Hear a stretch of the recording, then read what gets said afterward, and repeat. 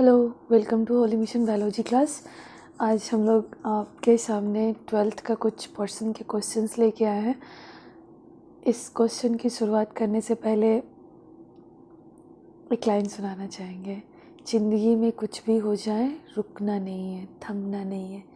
ज़िंदगी में कुछ भी हो जाए रुकना नहीं है, थमना नहीं है, क्योंकि ये मंजिल भी तुम्हारे हैं, ये रास्ते भी तुम्हारे हैं, इसीलिए झुकना नहीं है। So let's start contents today class।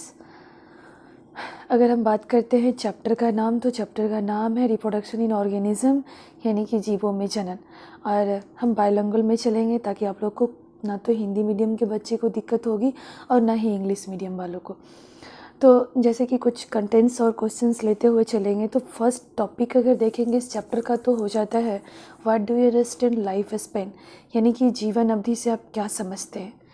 तो किसी भी जीव का जन्म से लेके नेचुरल डेथ तक के बीच का जो टाइम पीरियड होता है उसी को हम लोग क्या कहते हैं, लाइफ स्पैन कहते हैं।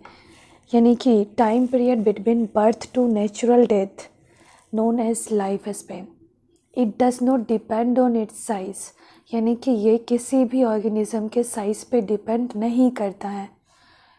जस्ट लाइक अगर हम एग्जांपल्स देखेंगे तो इन एनिमल्स क्रॉ एंड पैरोट, यानी कि कौवे और तोते को देखेंगे तो देखने में तो दोनों का आकार साइज एज लाइक सिमिलर होता है, बट लाइफ स्पैन में बहुत ज़्यादा डिफरेंस देखने के लिए मिलता है। वहीं पे अगर हम प्लांट्स को लेके चलते हैं तो आम का पेड़ और पीपल के पेड़ को देखेंगे, या फिर कोई और बनियान ट्री भी ले सकते हैं, तो इन दोनों में भी लाइफ स्पैन क्या होता है, बहुत ज़्यादा डिफरेंस होता है, जबकि साइज़ जो होती है वो सेम होती है। नेक्स्ट अगर हम बात करते हैं, आपके एनसीईआरटी में बहुत सारे ऐसे ऑर्गेनिज़म हैं प्लांट में या फिर एनिमल में जिनका कि लाइफ स्पैन का डाटा दिया गया है, तो इसको देख लेना है। और सबसे इम्पोर्टेंट, कई बार ये क्वेश्चंस पूछे गए हैं कि जो अमीबा होते हैं उसका लाइफ स्पैन कितना होता है। तो पहले बता देते हैं कि जो यूनिसेलुलर ऑर्गेनिज़म होते हैं वो कभी नहीं मरते, उनका डेथ नहीं होता। Unicellular organism never will die.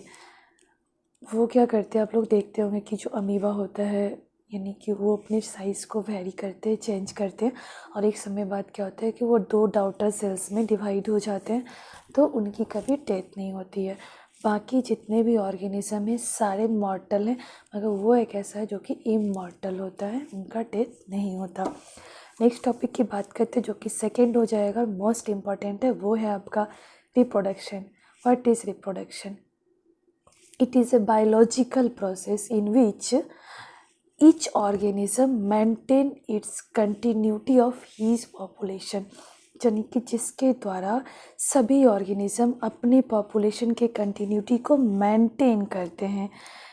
उसके बाद अगर दूसरा अगर देखेंगे तो इसमें फिर से हम लोग लगा सकते हैं कि by this process all organism produce offspring about similar to himself, यानी कि अपने जैसे ही क्या करते हैं, इंडिविजुअल्स को बर्थ करते हैं।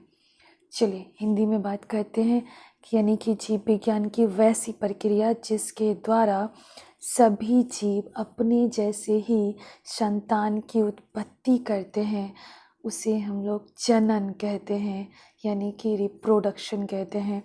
दूसरा अगर हम लोग बात करते हैं कि जनन की क्रिया के द्वारा सभी जीव अपनी जनसंख्या को बनाए रखते हैं, जैसे कि अगर कोई जीव में जनन की क्रिया ना हो तो उसकी संख्या ही ख़त्म हो गई जाएगी। कभी कभी आप लोग सुने भी होंगे कि फलने लोग का ना पूरा जो बोला जाता है वंश समाप्त हो गया, क्योंकि उनके घर में जो प्रोसेस होता है वो ख़त्म हो गया जनरल प्रोडक्शन का, जिससे नए संतान की उत्पत्ति नहीं होगी। और इसी प्रोसेस के द्वारा फर्स्ट जनरेशन, सेकेंड जनरेशन और थर्ड जनरेशन का कंटिन्यूटी मेंटेन रखता है। ओके, नेक्स्ट हम लोग बात करते हैं कि types of reproduction. There are 2 types of reproduction. First of all asexual, then second हो जाएगा सेक्सुअल। एसेक्सुअल की बात करते हैं तो इसमें जो होते हैं सिर्फ और सिर्फ एक ही पेरेंट्स इन्वॉल्व होते हैं, यानी कि type of reproduction in which only one parents are involve, जिसमें कि एक ही पेरेंट्स इन्वॉल्व होंगे, उसको हम लोग क्या कहेंगे, एसेक्सुअल यानी कि अलैंगिक। इसके एग्जाम्पल्स भी बहुत सारे हो जाएंगे, बहुत सारे में होता है ये, प्लांट्स में भी होते हैं, कुछ एनिमल्स में भी होते हैं। अगर हम बात करते हैं कि जो किस किस में हो सकता है या फिर इसके टाइप क्या हो जाएंगे, तो type of asexual reproduction there are again divided into 5 types. First of all binary fission, second हो जाएगा बडिंग, थर्ड हो जाएगा स्पोरुलेशंस, फोर्थ हो जाएगा ये इस फ्रैगमेंटेशन, और फिर हो जाएगा फिफ्थ में जिसको कि हम लोग बोलते हैं वेजिटेटिव प्रोपेगेशन। और नेक्स्ट सेकेंड टाइप हो जाता है रिप्रोडक्शन का, वो होता है सेक्सुअल रिप्रोडक्शन। फिर अगर हम अलैंगिक यानी कि एसेक्सुअल वाले के कुछ टाइप्स हिंदी में देखें तो फर्स्ट वाले को हम लोग बोल सकते हैं द्विखंडन, फिर हो जाएगा आपका बडिंग मतलब मुकुलन, थर्ड हो जाएगा स्पोरुलेशंस यानी कि बीजाणु जनन, और फोर्थ हो जाएंगे फ्रैगमेंटेशन यानी कि विखंडन, और फिफ्थ हो जाएगा वेजिटेटिव प्रोपेगेशन यानी कि कायिक जनन। ओके, अब एक एक करके हम सबको एक्सप्लेन करेंगे कि बाइनरी फिजन क्या होता है, इसके क्या टाइप्स होते हैं, बडिंग क्या होता है, फिर इसके क्या टाइप्स होते हैं। एक एक टाइप को हम लोग ईजीएस्ट वे में देखेंगे और सबको समझ में आ जाएगा, कहीं से कोई दिक्कत नहीं होने वाली है। ओके, थोड़ा हम जल्दी से कंप्लीट करते हैं इस चीज़ को। तो फर्स्ट ऑफ तो देखेंगे कि बाइनरी फिजन अगर होता है तो बाइनरी फिजन जो है इसमें क्या होता है कि एक पेरेंट्स बॉडी होता है, there are divided into 2 types, यानी कि एक parent body after some time divided into 2 types, यानी कि 2 पार्ट्स में डिवाइड हो जाते हैं, उसी को हम लोग बोलते हैं बाइनरी फिजन। यानी कि जब एक जनक विभाजित होके 2 संतति में विभक्त हो जाते हैं उसको हम लोग बाइनरी बोलेंगे। बाय मतलब हुआ 2, यानी कि 2 में विभक्त हो जाना, जो कि होता है अमीबा पैरामीशियम यूग्लिना में। अब बात होती है कि विभक्त होना यानी कि बांटने का 2 प्रोसेस होता है। एक तो हम किसी चीज़ को, अगर ये हाथ है, अगर हम इसको काटने या तो हम ऐसे काट सकते हैं या फिर ऐसे, अगर ट्रांसवर्सली काटेंगे या फिर लॉन्गिट्यूडनली, तो लॉन्गिट्यूडनल बाइनरी फिजन जो होगा वो यूग्लिना में होगा, मगर ट्रांसवर्स की बातें करते हैं हम लोग तो अमीबा और पैरामीशियम में होता है।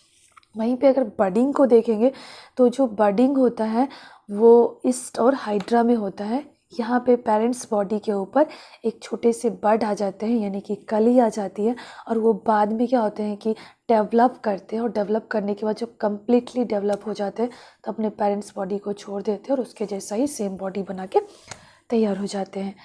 और ये किस में होता है, ईस्ट और हाइड्रा में होता है।